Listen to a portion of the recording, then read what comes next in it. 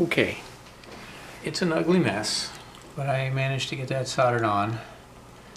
I've got a big blob on there, but I've tugged on all 3 wires and they all look like they're connected well, nothing shorting.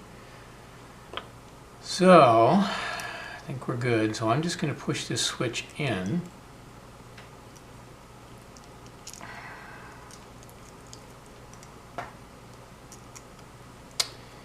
And push that so it bottoms out.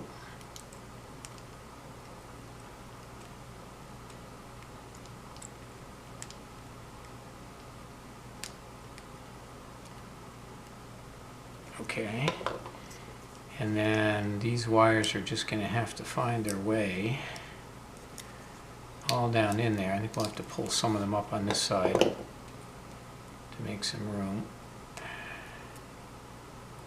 But we'll see how that goes. Oops, I should probably keep things. Now with the this is using a 14650 battery, which is the longer one.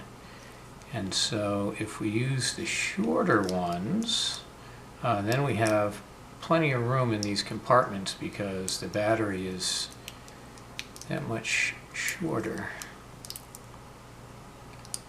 Okay, so I think that will all jam in there okay. Let's get that out from underneath. And I think we can jam all that in on the top. So I think we've got everything.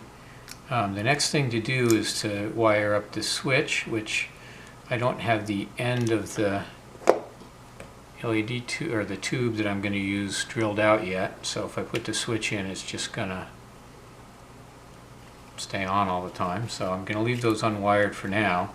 And then wiring up the battery. And once I connect the battery, it's basically got power through the switch. So we'll see what happens. So stay tuned.